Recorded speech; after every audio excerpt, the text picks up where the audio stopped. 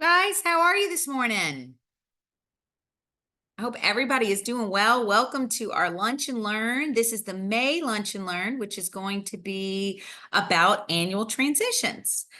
I'm going to go ahead and get started. I have my co-host, Melinda, is going to let people in and monitor the chat if we have any questions today. But let's go ahead and get started with those annual transitions for your Friday, May Lunch and Learn. And this is us. We are the LASARD project. We are part of the Human Development Center of LSU. And LASARD partners with school districts, systems, networks, or even individual schools to build their capacity to serve students with disabilities. We do this through team action planning. We provide direct training and coaching in the classrooms. We provide educators with evidence-based strategies to improve their academic, social, behavioral, and emotional outcomes of students with disabilities. We work in general ed classrooms. We work in special ed classrooms. There is nothing that we can't do to help students during the day. We're housed under the Human Development Center, and the HDC serves as a resource to people with disabilities, families, service providers, educators, and policymakers. So from individuals to systems, HDC builds capacity and inspires change throughout the life cycle to ensure that people with disabilities are able to participate fully in all aspects of community life. We have initiatives that go from birth to adulthood. And here are all of our programs that are housed at the Human Development Center at LSU. We have everything from early childhood initiatives from birth all the way through. You can see LASARD right here. That's the K-12 initiative. We have post-secondary apprenticeship for youth, which is the Paycheck program. And then we roll into community health and planning for adults with disabilities. So today what we're going to do is we're going to prepare you, or sort of remind you, of how to support your student to be ready and hopefully excited to face all those changes that moving into a new school or even a new grade or a new teacher will bring. So our team of facilitators support instructional planning teams at all grade levels and within many different school districts in the state. So we've had the opportunity to hear from teachers and parents about real common challenges that occur when big transitions happen for students. So we want to share and extend that information about strategies and support tools that you can employ to help you sort of get ahead of those barriers and teach students to become a part of their plan for success at school and ultimately at life. So the first thing that we want to do is kind of think about what you're already doing in your district or in your school or in your classroom. So today we're going to talk about like who does what, when do they do it, how do they do it? And the really big question of how to think is the why. Why do we do it? So we want to think ahead to the upcoming new school year and all the changes that's going to bring for your child or your student. So when are measures to foster a smooth transition needed? And what's that planning required for those students to make an effective day-to-day and these big life transitions that have to be carried out? And so we want to kind of plan ahead for those. So typically when we think about the transition to a new grade or to a new school in the months just before the start of the new school year, that's when we want to talk and prepare that student for changes. Those new expectations that are going to be in a new school or in a new classroom, those new routines that they're going to have to be able to accomplish and practice, those new social activities, depending on if they are elementary or moving into secondary schools, greater opportunities to expand that friend circle for them as they move into larger environments. And we've got sometimes some more anxiety about our students' well-being and safety. And that goes for families and the students themselves. So wait until that first day of school to recognize what some challenges might be. We really feel like that could cause a problem, and that might be too late. So let's talk about what those annual transition plannings for students with disabilities is going to look like. There's so many changes. The primary to secondary school transition, which is why we call it a transition, is one of the most important transitions students have to make. And it presents a number of changes and challenges to all young people: structural changes, academic changes, and social terms. So typically these include moving from a smaller primary to a much larger secondary school. So students have to adapt from having one main class and one teacher to sometimes multiple classes or multiple staff. There are changes in academic and behavioral expectations, and they've got exposure to new peers and sometimes older students. And as a consequence, secondary school requires higher levels of organization and independence for our students to be successful. It also requires sometimes new social skills in order to be able to forge those new friendships and become an accepted member of these larger new peer groups. So we're going to think about that today and all of what that entails. So thinking about your students or your children, let's think about what some of those challenges might be. So these are annual sort of transition challenges. It could be moving from a small school, from that small school setting to a much larger one. I know in my own students' schools and in some of the districts that we work in, you go from a school of 130 students in the whole school and 20 students in a classroom to, by the time they get in high school, there are 2,500 kids in those classrooms. Adapting from that one teacher to multiple teachers, which we already said, and then those changes in academic and behavioral expectations.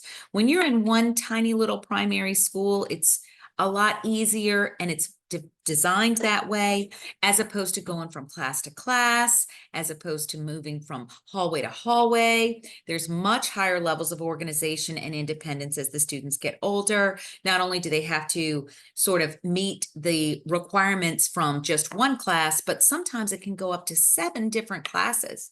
And that's 7 different teachers, 7 different sets of expectations. The organization and the transition can be really difficult for students. Again, they've got new peers and older students. And think about some of those other challenges that maybe I haven't mentioned that you've seen in your experience with your own students.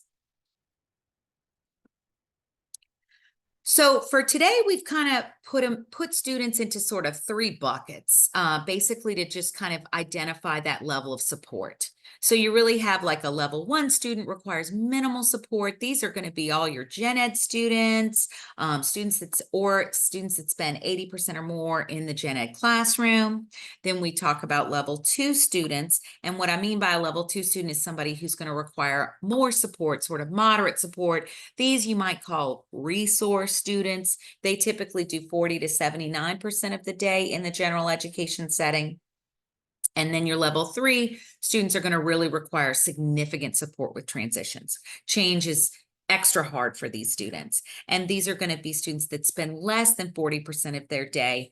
School systems typically call these students maybe self-contained students. These are the ones we're going to really focus on today, but I'm going to talk about level 1, 2, and 3. And all of these transition sort of strategies and things that we're going to talk about can be utilized for all levels of students. So here's some data about school connectedness. And this is from a study of high school students in Great Britain. And they took this group of students and they really studied how they felt for connected to their school. And if you look, you can see that students on the autism spectrum often start their high school experience feeling no connectedness, that dark blue line. And then over time, there's an increase in school connectedness. But by their 4th year, they begin to feel disconnected again. So when you're comparing them to their typical peers report very high levels of school connectedness from the very beginning of their high school experience. So we've kind of thought about 6 basic strategies to promote that school connectedness, to try to make things a little bit easier for those students. One is district decision-making processes, putting things in place to make those transitions a little bit easier from school to school. The second would be that family involvement. If you're getting your new students, really involving those families, but also making that connection for your outgoing students, helping those families, connecting them to their new teachers or their new school personnel. Having student engagement. We've got a couple of things that we're going to talk about today that you can do directly with your students to help them be engaged. But when those new ones come in, and if there are things that you have worked all year to put in place for your students, it's going to be real helpful for them if that new teacher or that new school knows what works for them. Using evidence-based practices, we're going to give you a few of those today, and then professional development and support for those new teachers as with these new students. And then positive relationships. That is the number one thing in all schools, all students. Positive relationships is the number one thing for families and students that makes a difference. So here's your first strategy. And what this is creating decision-making processes that facilitate student, family, and community engagement. Academic achievement and staff empowerment. So if we're thinking about creating opportunities for those students and families to experience that new setting and to meet that new staff and maybe those new peers, you want to think district-wide as well as student-specific when you're planning what they're going to look like. And some of the ways that you can do this is thinking about now is an awesome time to do school-to-school field trips. And when you're thinking about those, because you have a couple of weeks left of school, some of you have more weeks than others, but will the entire grade level go visit their new school? And if the entire grade level does go, you really want your students to be involved in that. Is there going to be like an assembly where they could meet maybe new staff or new principals and assistant principals and counselors and all the good things? And then what's going to be different at that new school site versus that previous school site? So even if you can't get together a school field trip this year, think about it for next year, and also think about when you're priming your students and their families for where they're going next, what's going to be different about that?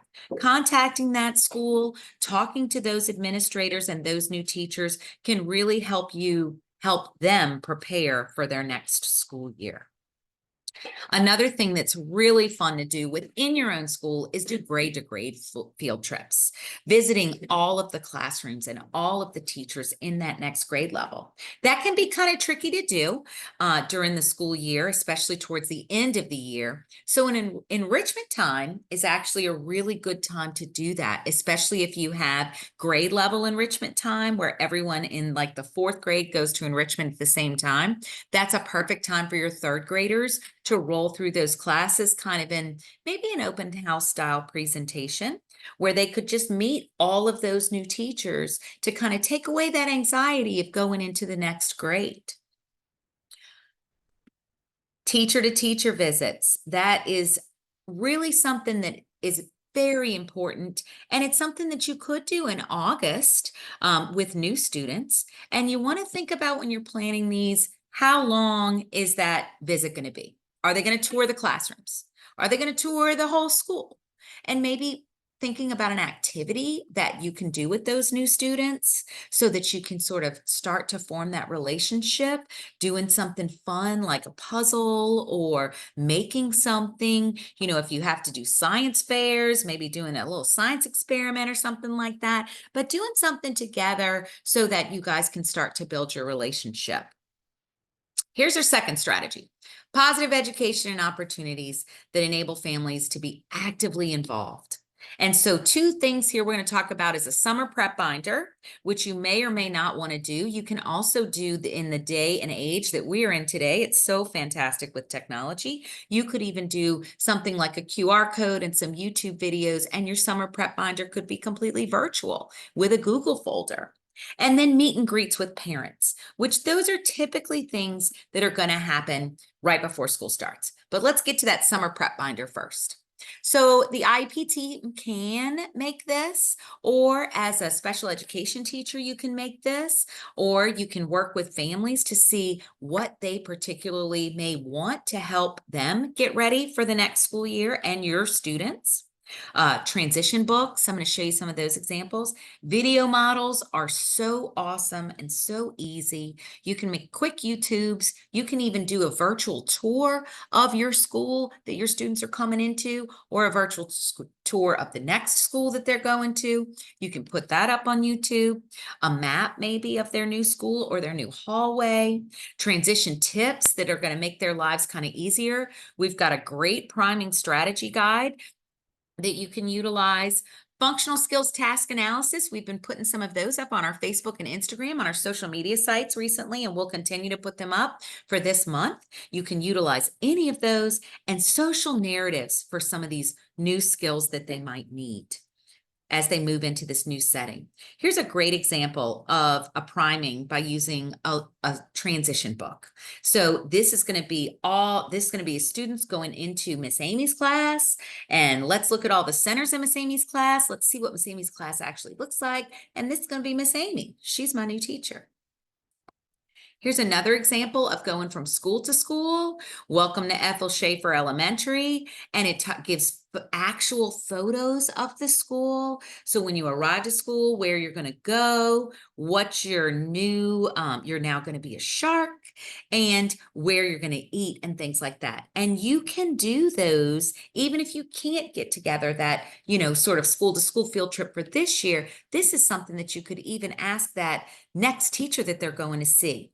Or you could do this for your new students coming in to you. Give this to their teacher that's going to be sending them to you. Here's some visual supports that are really great. Visual supports are basically any materials that are going to illustrate important information or facilitate transitions, convey expectations, and give some understanding and predictability, right? I like to think of visual supports. My biggest visual support is my calendar on my phone.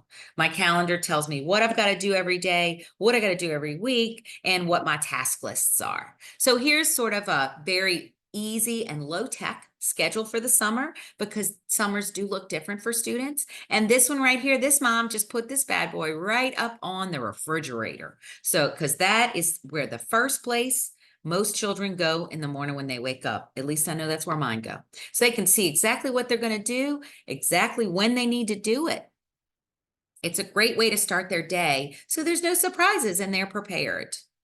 And here's a change alert card. So instead of doing whatever that activity is going to be, we're going to do this activity. Priming for changes can really help students during the day, as well as especially at home in the summer with parents. They can really prepare those students and those parents to make those change days easier on everybody. So here's that meet and greet that I mentioned. This would be something you would want to happen in the first week of school or right before school starts. This is really, really important for your level 2 and level 3 students. It's something that you really want to do before everybody rolls into that new building. It can also be there for grade to grade transitions. A quick 15-minute meeting. This is a great time for them to bring school supplies. You can tour the school. There are so many things that can be accomplished. They can meet new members of their IEP team and their related service providers. This is a great time for parents to get to know you or their new teacher. So if this isn't something that you have set up for yourself, this is a great time to think about that over the summer and maybe contact the teacher that they're going to or the school that they're going to see if they've thought about that, because it all makes it easier for the students and their families. Here's that third strategy. We're going to give them some academic, emotional, and social skills necessary to do that. The first way that we do that is by doing a transition plan, an individualized annual transition plan. If your students don't sort of have that, this sets them up for success. May is a great time to think about that school to school transition. What's that plan going to look like? How's that going to work for that new teacher? And doing person-centered planning is extremely important. And when you're doing person-centered planning for your little babes moving on up, you want to think about their health and wellness. You want to think about relationships and how they're going to do that, their communication and what that entails, how to involve them in their new school or their community. Or if you've got incoming students, how are you going to get them involved so they get that school connectedness? What's their day-to-day going to look like? And then ultimately you want to think ahead, because you're thinking about lifelong learning. So this goes on May all the way through August. It is all the time. You're thinking about what do you want your students to do and how are we going to make them lifelong learners? Some of the benefits, outcome, person-centered planning takes time, and it can be more difficult to do than sort of systems planning, which is what we kind of get caught up with in a lot of school systems. So person-centered planning has some really incredible outcomes. It increases people's participation in their community or their school. It allows them to have meaningful relationships. It expands their opportunity for them to make choices. We all love choices. And it ultimately improves their entire experience and their quality of life, which is what we want. So if you're thinking about system-centered and moving towards person-centered, system-centered looks kind of like a lifetime of programming. What program are they going to be in this week or this year? They've got very limited options based on stereotypes. This student's autistic, they're going into an autistic classroom. This student's Leap Connect, so they're in the Leap Connect self-contained classroom. Those are limited options that are based on stereotypes, and they are consistently focused on placement. If you want to think about person-centered planning, you're thinking about dreams and meaningful experiences. What does that person really want to do? You have unlimited options. We call this thinking outside the box. How can you make things happen? And you're focusing on the quality of life for each individual student. The fourth strategy, using that effective classroom management and teaching methods. This is when we're moving into next school year. So you're going to be thinking about this as you exit this school year. One of the cool things you can do is a beginning of the year folder. In this folder, this is the priming that takes place for your new incoming students. You're going to want to put their daily schedule in there, or enrichment schedule, classroom expectations, transportation schedule, monthly calendars, all about me's. I'm about to talk to you about one of the most fun things that you can do to get to know your students at the beginning of the school year. This folder can be given to parents at the beginning of the meet and greets. It can be given, or it can even be mailed home. Parent tutorials is something that is super fun and kind of new. Some districts do it more than others, but this is where you just make YouTube videos. You make simple, quick videos that parents can watch on their phones that tells them how to use all those great things you send home and that you do during the school year. So how do you prime? Why is it important? Visual supports that you're using with your students and how to use those, what this schedule looks like.